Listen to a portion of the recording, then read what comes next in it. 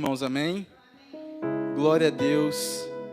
É motivo de muita alegria poder estar aqui, mesmo sendo a minha casa. Eu agradeço muito aos pastores por mais uma oportunidade. Estar aqui é sempre uma responsabilidade muito grande. E a palavra dessa noite foi uma palavra que o Senhor me deu na madrugada de terça-feira. Eu tinha proposto no meu coração recomeçar a leitura bíblica desde Gênesis, e quando eu comecei a ler a palavra e meditar em alguns textos dos capítulos, bem do comecinho da criação e da queda, o Senhor ministrou no meu coração um texto. E eu gostaria de convidar a igreja gentilmente a abrir a Bíblia no livro de Hebreus, no capítulo 6.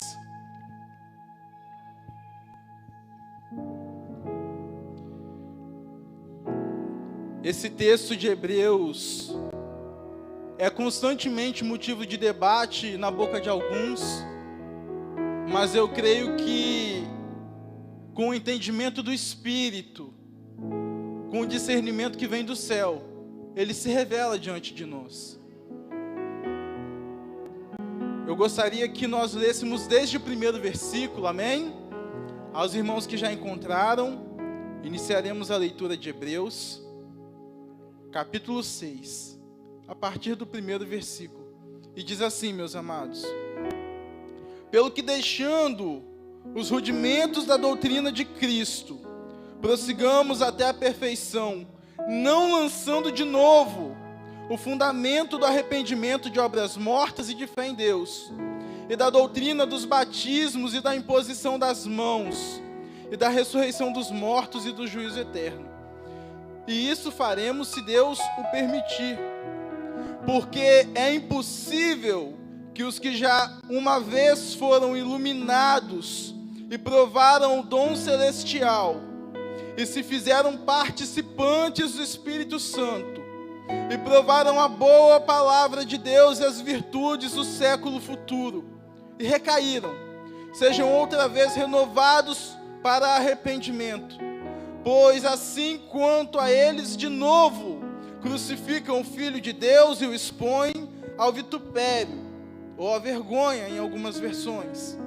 Porque a terra que embebe a chuva, que muitas vezes cai sobre ela, produz erva proveitosa para aqueles por quem é lavrada. Recebe, então, a bênção de Deus. Mas a que produz espinhos e abrolhos é reprovada, e perto está da maldição, e o seu fim é ser queimada. Mas de vós, ó amados, esperamos coisas melhores, e coisas que acompanham a salvação, ainda que assim falamos. Vamos orar agora. Senhor, essa é a sua palavra, penetrante mais do que qualquer lâmina, eficaz, viva, e que é o nosso alimento. Nessa noite a minha oração é para que nós, enquanto igreja, recebamos nessa noite do Senhor uma porção desse alimento, o pão de hoje, Pai, para que não desfaleçamos a nossa fé. Fala conosco nessa noite, Jesus. Fala com a tua igreja, a tua noiva. É a minha oração. Amém. O livro de Hebreus, para nós nos situarmos do porquê que o autor chegou nesse ponto, ele foi escrito para aqueles irmãos que eram irmãos que estavam no judaísmo, se converteram ao cristianismo, ou seja, ouviram a mensagem de Jesus e receberam Jesus, mas quando o cristianismo começou a crescer dentro do Império Romano, o Império começou a perseguir os cristãos. E esses irmãos judeus que receberam Jesus, viram a perseguição por causa de Jesus, e eles estavam pensando em desistir da mensagem de Jesus e retornar ao judaísmo, retornar às leis de Moisés, retornar ao escrito da lei, tornar a fazer sacrifícios, tornar a guardar o sábado e tornar a busca pelo cumprimento da lei. Coisas que nós entendemos que se cumpriram em Jesus. Então, o autor de Hebreus, ele tem essa preocupação específica com esse público.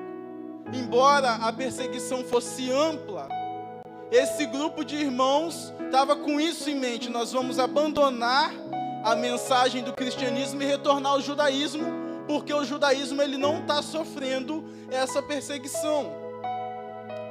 Essa carta então é escrita com 3 propósitos principais. O primeiro era incentivar aqueles irmãos a continuarem seguindo Jesus, mesmo no meio da perseguição. O segundo era que não fosse uma caminhada baseada no medo, mas baseada na maturidade. E o terceiro ponto principal da carta de Hebreus era fazer com que eles não voltassem de maneira alguma aos costumes judaicos, porque abandonar a fé por si só já era algo terrível, mas voltar à submissão da lei era algo ainda mais perigoso. Então o autor ele tem essa preocupação. E para a gente pegar mais uma dica de entendimento do livro, o livro de Hebreus ele era uma carta. Então inicialmente ele não era dividido em capítulos e versículos, ele era feito numa única leitura. Então, embora tenha essas divisões para a gente se localizar, ele é uma carta para ser lido de uma única vez.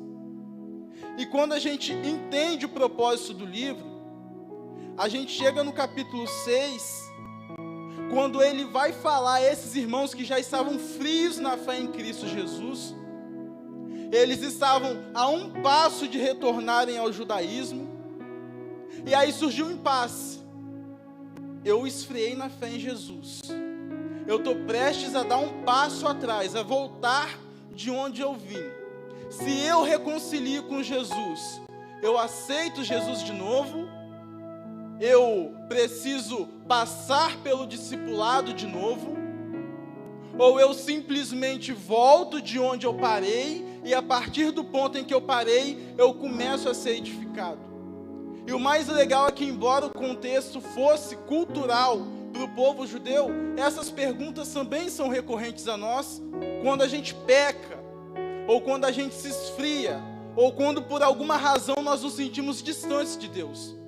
Eu me distanciei de Deus, estou regressando agora. Será que eu sou salvo de novo? Será que eu tenho que passar pelo batismo de novo? Ou basta que eu retorne de onde eu parei e siga caminhando em maturidade? E quando a gente coloca essas perguntas diante de nós e torna a ler o texto vai dizer o seguinte: pelo que, deixando os rudimentos da doutrina de Cristo, prossigamos até a perfeição. Por quê? Um dia você reconheceu Jesus como Senhor e Salvador da sua vida. Um dia você ouviu a pregação do Evangelho e por causa dela o Espírito falou no seu coração. Um dia você teve contato com a palavra, mas por causa da natureza se afastou. Mas os rudimentos, o leite que você recebeu lá atrás, eles devem continuar lá atrás, porque eles não foram apagados da sua memória. O que o autor de Hebreus está dizendo a esse povo é: vocês não precisam voltar da estaca zero, vocês já aprenderam as doutrinas essenciais, vocês já aprenderam os rudimentos da fé. A gente chama de rudimento aquilo que está no começo. E Hebreus 6 vai falar dos rudimentos essenciais da fé cristã. E os rudimentos não precisam ser lançados de novo, uma vez que eles já foram lançados. E quais são eles? Arrependimento de obras mortas. Ou seja, o que você fez quando você não conhecia Jesus e você se arrependeu disso, Deus jogou no mar do esquecimento. Você não precisa se lembrar de coisas que até Deus já esqueceu. Muitas vezes a gente traz à tona coisas que Deus já dissipou, porque Cristo pagou na cruz. Então, se você se arrependeu das obras mortas, se você já passou desse rudimento na tua fé, Não é necessário regressar lá, mas surgir, recomeçar a partir de lá. Como naquele joguinho de fase que tem no videogame, a gente morre, mas volta do ponto onde estava e não do começo. Então, se você sabe o que são obras mortas e se arrependeu delas, você não precisa voltar lá. O segundo ponto, além do fundamento do arrependimento, tem o fundamento da fé em Deus. Quantos aqui creem em Deus? Mesmo na sua fraqueza, mesmo no dia da angústia, mesmo no dia mau, mesmo no pecado, você ainda crê em Deus, correto? Você não precisa voltar lá. Você crê em Deus. Isso está incutido em você, ninguém deletou da sua memória. Você crê em Deus. O terceiro passo, doutrina do batismo. Se você cresceu na igreja, ou se um dia você recebeu a Jesus e passou a caminhar na igreja, em algum momento você confessou Jesus publicamente e batizou. E a Bíblia vai falar que existe uma só esperança, uma só fé e um só batismo. Ou seja, se algum dia eu já passei pelo batismo nas águas, mesmo que eu tenha fracassado, quando eu reconcilio com Jesus, assim como esses irmãos estavam prestes a fazer, o batismo ainda vale. Porque você não se esqueceu do dia do seu batismo, e nem se esqueceu que um dia se arrependeu, mesmo que tenha pecado, e a gente vai falar sobre isso mais adiante. O fundamento seguinte, essencial para a fé cristã, imposição de mãos. Seja para receber o Espírito Santo, seja para expulsar um demônio, ou para consagrar um obreiro na casa do Senhor, existe a doutrina da imposição de mãos. E a Bíblia vai dizer para não impormos precipitadamente a mão sobre alguém. Ou seja, quando eu imponho a mão sobre uma pessoa, uma das primeiras convicções que eu preciso ter é que ela está ciente do que está acontecendo com ela e que eu estou ciente do que está acontecendo com ela. Impor as mãos precipitadamente é quando a gente entra às cegas numa situação, sai orando por qualquer pessoa sem saber o contexto, ou consagra uma pessoa sem que ela passe pelos passos necessários à consagração. Coisas que sabemos que não acontecem na nossa casa. Mas a doutrina da imposição de mãos existe. E é um fundamento básico da fé cristã. E os outros fundamentos, ressurreição dos mortos e juízo eterno. Quantos creem que nós ressuscitaremos em corpos glorificados? Quantos creem que o Senhor virá para julgar vivos e mortos? São dois fundamentos basilares. Os apóstolos aprenderam isso de Jesus, ensinaram isso para os primeiros seguidores, e isso sobreviveu na história da igreja até os dias de hoje. Quando você se distanciou, esfriou ou pecou, você esqueceu dessas coisas? Pode ser que na verdade essas coisas te trouxeram de volta, porque a gente sempre pensa que um dia estaremos diante do Senhor. E isso causa temor em nós. Isso move o nosso coração. Ou seja, o que o autor de Hebreus estava dizendo aos hebreus, nada mais, nada menos é o seguinte: vocês receberam Jesus, passaram por esses fundamentos, viram a crise por causa da perseguição e estavam voltando atrás, mas buscam uma reconciliação. Se você deseja reconciliar, não preciso te tratar como criança de novo. Eu começo de onde você parou, para que você caminhe em maturidade. O texto está dizendo isso. Por quê que o texto está dizendo isso? Porque nessa noite eu quero poder compartilhar com você a diferença entre arrependimento para salvação e arrependimento de pecados. Arrependimento de pecados, irmão, é constante. Nós devemos nos arrepender todos os dias porque pecamos todos os dias. E a Bíblia diz: irmãos, bom é que vocês não pequem, mas se pecarem, existe um advogado fiel e justo para perdoar. Ou seja, eu sou cristão e o Espírito de Deus que testifica com o meu espírito não me deixa à vontade quando eu peco. Quando eu peco, imediatamente eu busco a reconciliação. Mas o que o texto está dizendo não é arrependimento de pecados diários ou de algum pecado, algum deslize que cometemos, na dimensão que ele for. O texto está dizendo de arrependimento para salvação. E arrependimento para salvação acontece uma vez só. E a Bíblia vai dizer, versículo 4: porque é impossível que os que já foram iluminados uma vez e provaram o dom celestial e se fizeram participantes do Espírito Santo e provaram a boa palavra de Deus e as virtudes do século futuro e recaíram, sejam renovados outra vez para arrependimento. Ou seja, se você conheceu a palavra,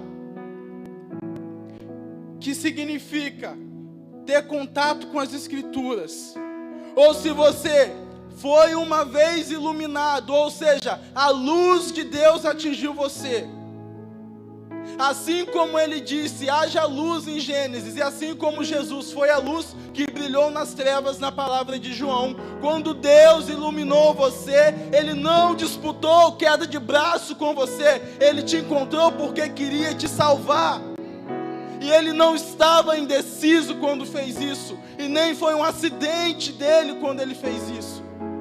Quando Deus iluminou você, ele te iluminou de maneira definitiva, assim como Paulo no caminho de Damasco. Então, se você foi iluminado por Deus, se você provou da palavra de Deus, se você provou do dom celestial, Efésios 2:8, o dom celestial é o dom da salvação.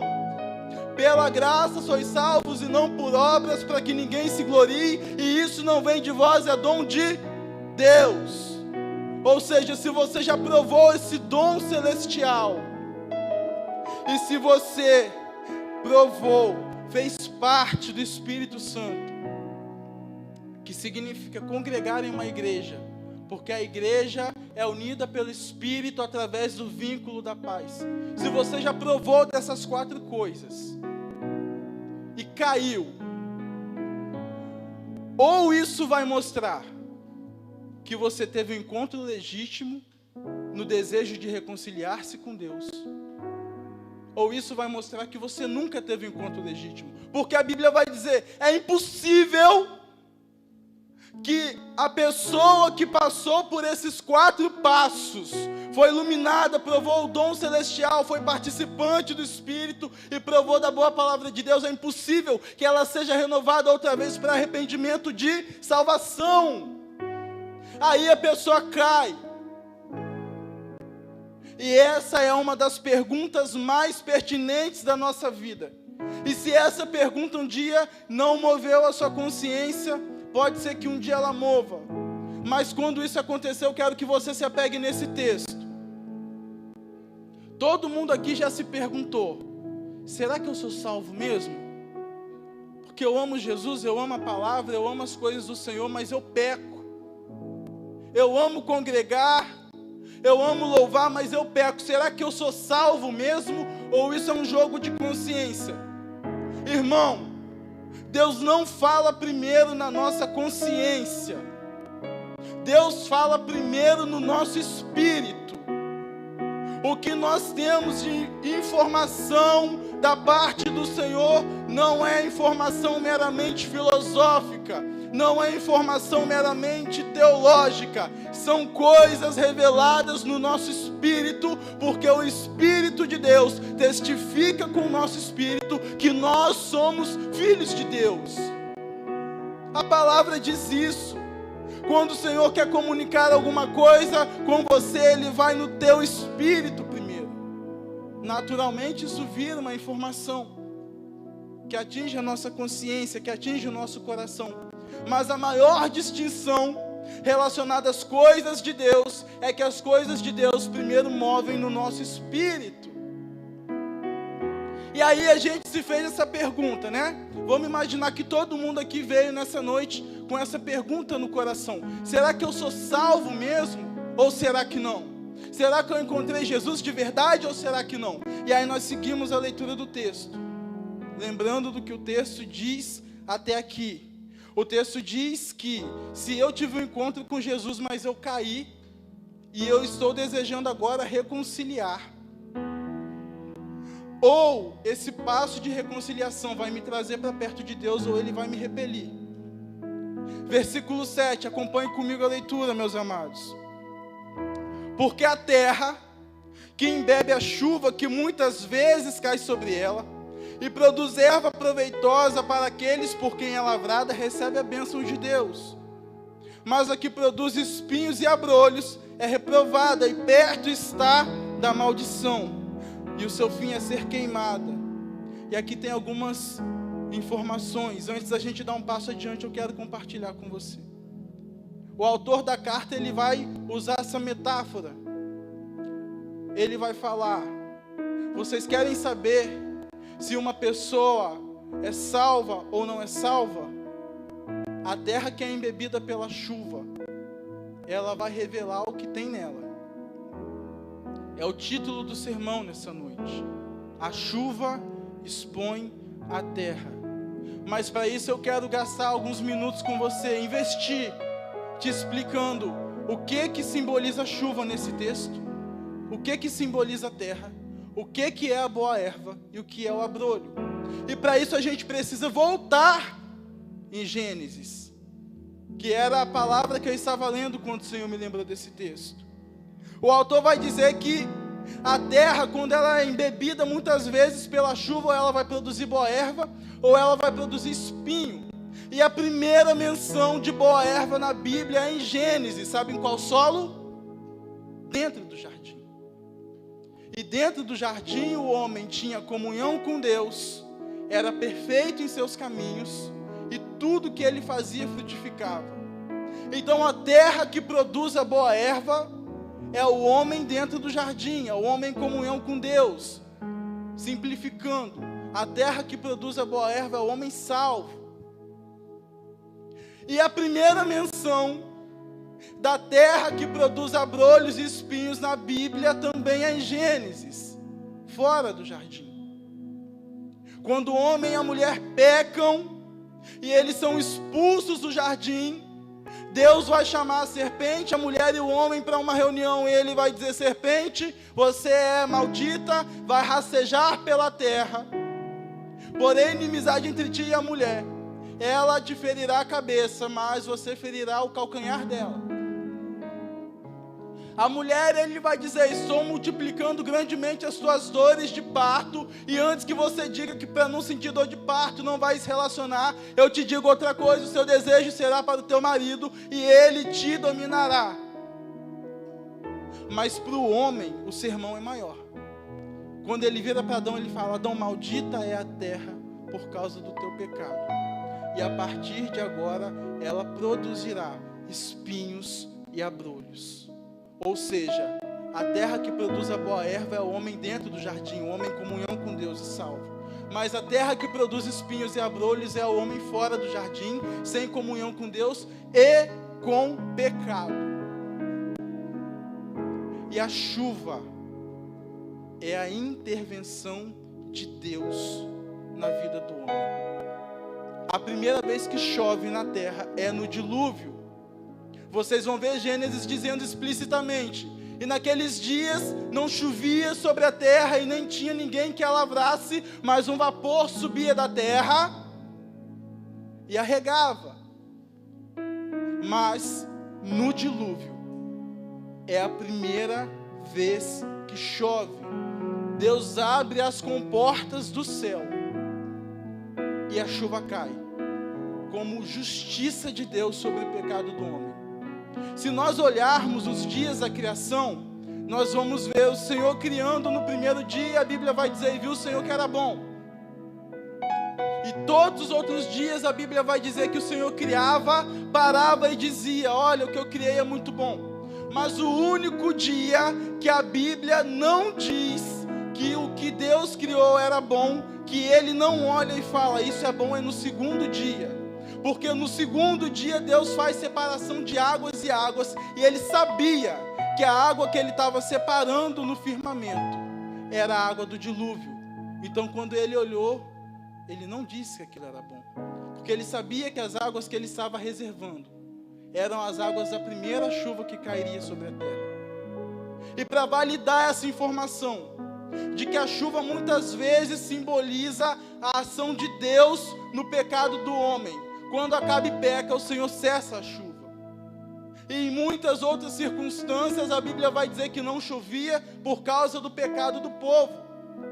Aquela viúva, que o profeta entra na casa dela para multiplicar a farinha e o azeite, ela estava sofrendo por causa da seca. Seca porque não chovia. E a Bíblia vai dizer que não chovia por causa do pecado de Jezabel e Acabe. Ele cessou. Então, muitas vezes a intervenção de Deus é fazer chover ou cessar a chuva, mas é o símbolo dele dizendo: eu entrei na situação. Então, irmãos, as informações. A terra que é muitas vezes embebida pela chuva, ou seja, o homem que peca e sofre a intervenção de Deus, só pode acontecer duas coisas com ele. E o que acontece com ele mostra se ele está salvo ou não. Vamos ler de novo o versículo 7. Porque a terra que embebe a chuva, convertendo agora para os nossos símbolos, porque o homem que muitas vezes sofre a intervenção de Deus, produz erva proveitosa para aqueles por quem é lavrado e recebe a bênção de Deus. O primeiro versículo está dizendo o seguinte: porque o homem que peca, esfria ou se distancia, quando ele sofre a intervenção de Deus, ele produz erva boa, ou seja, a natureza dele é a natureza de dentro do jardim. Ele é salvo. Ele ama a Deus, ele pecou, e quando Deus intervém na vida dele, ele volta. Ele reconcilia. E ele produz boas ervas.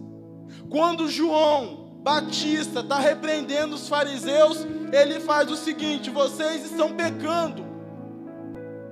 E para mim ter certeza que vocês querem se converter, produzam frutos dignos de arrependimento. Em outras palavras, o que vai determinar se você é convertido são os frutos que você produz. E se você produz bons frutos, a sua natureza demonstra que você nasceu de novo. João Batista estava dizendo aos fariseus: vocês se converteram ou querem se converter? Produzam frutos que demonstrem arrependimento. Ou seja, se vocês estão de fato sofrendo a intervenção de Deus, produzam boas ervas, como quem está no jardim.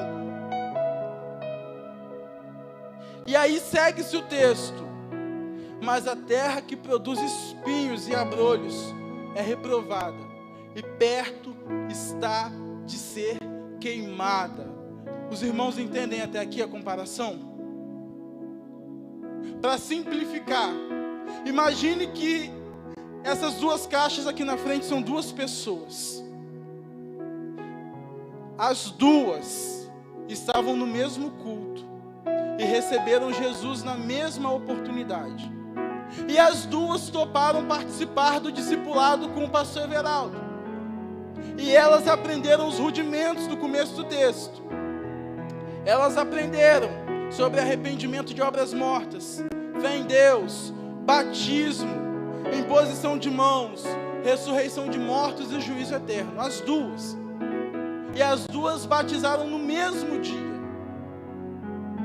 E por coincidência, as duas pecaram na mesma circunstância.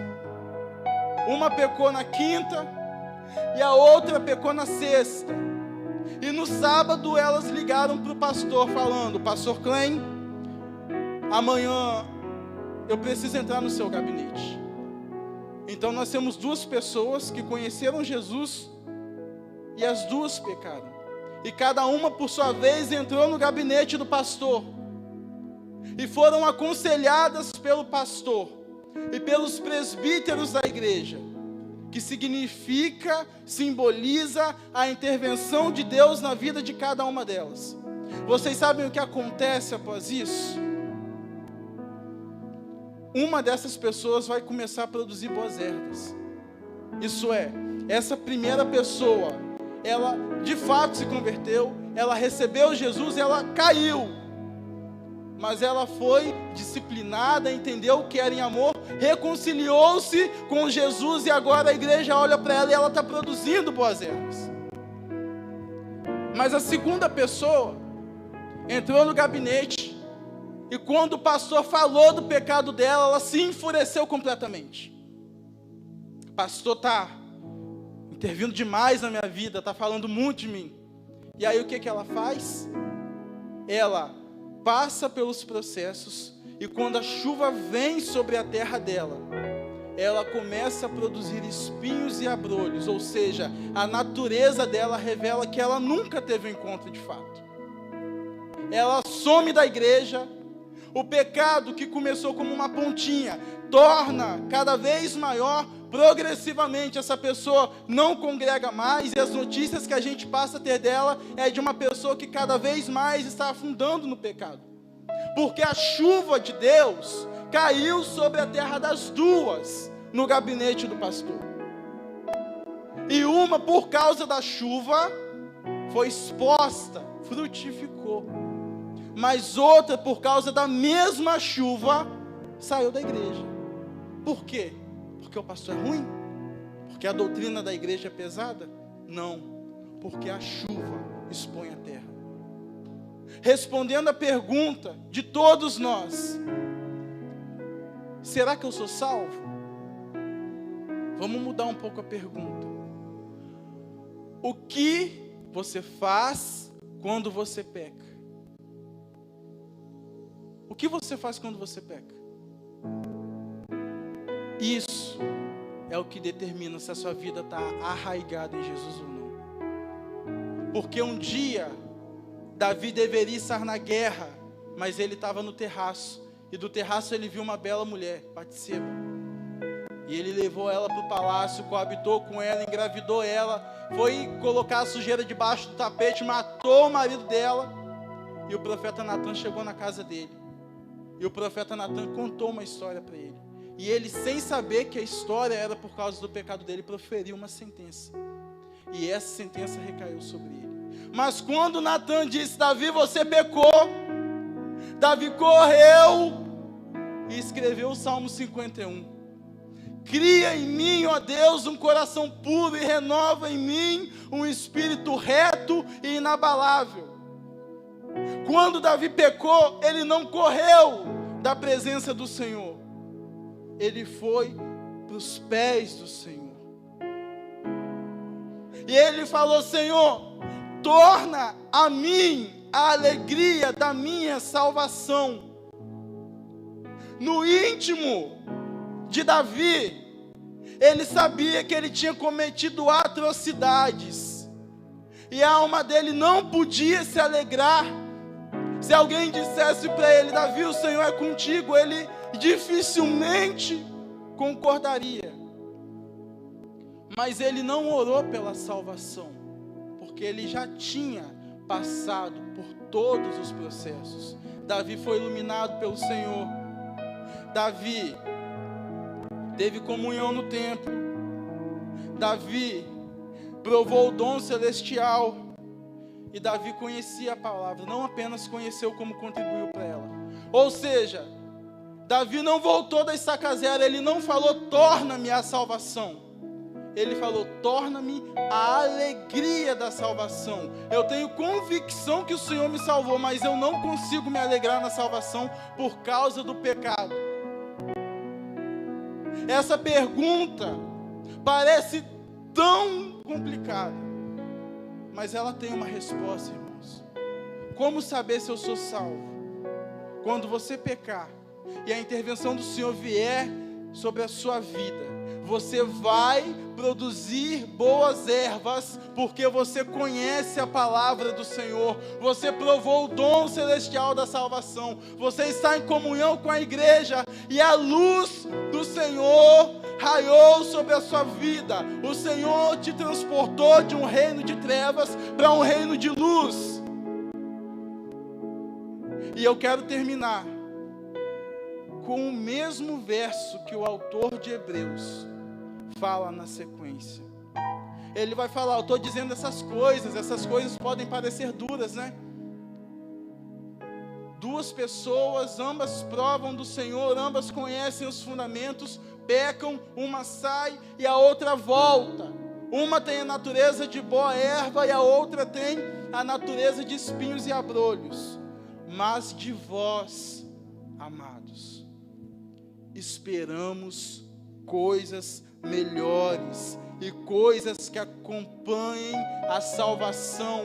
Esse texto para nós não é um texto de condenação, é um texto de regozijo, porque eu sei que mesmo quando eu peco, quando eu falho e quando eu esfrio, há um espírito em mim que me constrange e me leva de volta aos pés da cruz.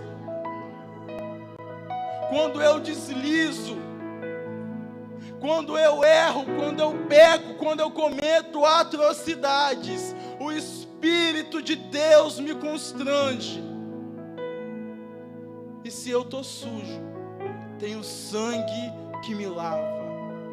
A certeza da sua salvação mora no seu arrependimento. A certeza da nossa salvação mora no fato de que o castigo que nos traz a paz estava sobre ele, e a cédula de nossa acusação já está pregada na cruz, e não há condenação para aqueles que estão em Cristo Jesus, e que por ele foram resgatados, salvos e remidos. E pode ser que você entrou aqui nessa noite com o seu coração um pouco deslocado, com a consciência do pecado, porque o cristão sabe quando peca. Davi fala no mesmo Salmo 51: cria em mim, ó Deus, um coração puro e renova em mim um espírito reto, e eu não terei prazer no pecado. Ou seja, quando eu peco, se eu tenho a natureza de Cristo em mim, eu fico extremamente incomodado. Não posso ficar convencido, não posso ficar indiferente, porque se a natureza de Jesus está em mim, existe uma notificação na minha mente que toda hora fica me alertando: você pecou e precisa reconciliar-se com Deus. A certeza da sua salvação mora no seu arrependimento, e isso nos encoraja a não jogarmos os nossos pecados debaixo de um tapete. Isso é pior. Isso é a natureza de quem produz espinhos e abrolhos. A natureza do crente em Jesus Cristo é: Senhor, eu pequei, lava-me e serei mais alvo do que a neve. Purifica-me e ficarei limpo. Essa é a palavra de Deus, irmãos.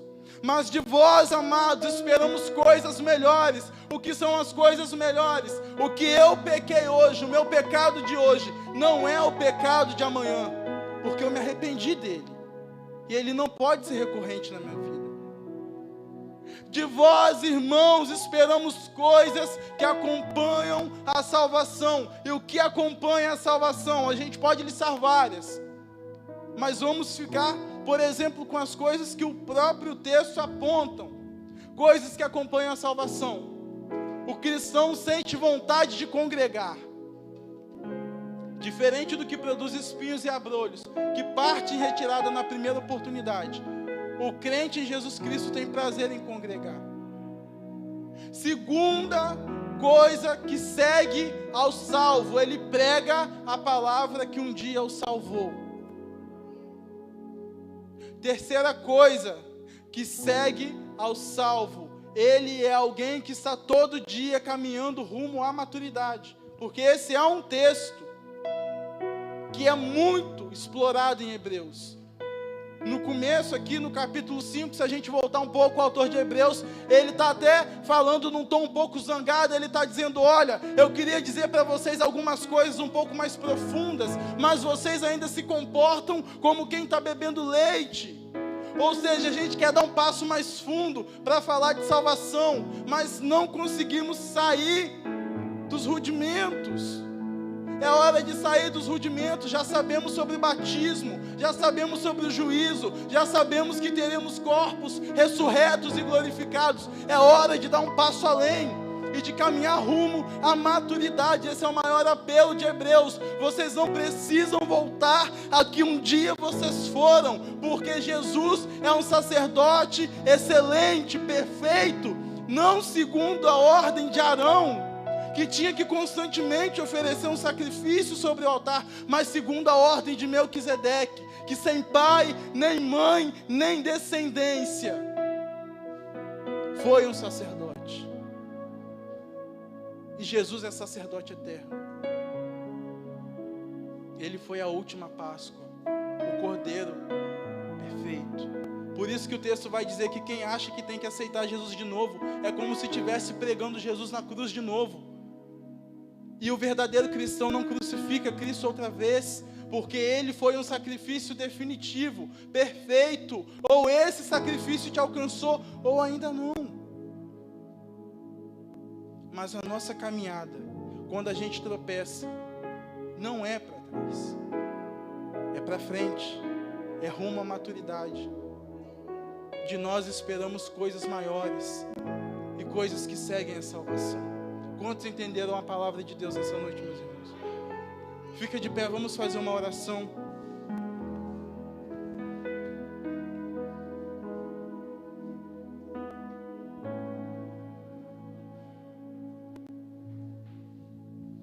Amém, Senhor. Muito obrigado pela Tua palavra, Pai. Para nós a Tua palavra é motivo de regozijo, mesmo quando ela nos constrange, Senhor. E eu oro nessa noite por essa igreja a qual eu faço parte, porque sei que quando o Senhor olha para nós, a semelhança do que o texto diz, o Senhor espera coisas maiores e coisas que seguem aos que são salvos. Que essa igreja possa estar caminhando sempre rumo à maturidade. Mesmo quando caímos e tropeçamos, o Senhor nos coloca de pé outra vez. E o Senhor nos lava, nos purifica. E faz seguir a nossa caminhada, Jesus. Muito obrigado. Obrigado por causa do Seu Espírito Santo, que é o nosso Paráclito, o nosso Consolador, o nosso companheiro, bom amigo. E mesmo quando falhamos, Ele nos constrange a correr outra vez para o Senhor. Que sejamos, Senhor, a terra que produz a boa erva, porque a boa erva é o fruto que mostra que nos arrependemos, Senhor. Que em todo tempo sejam alvas as nossas vestes e nunca falte o óleo sobre a nossa cabeça.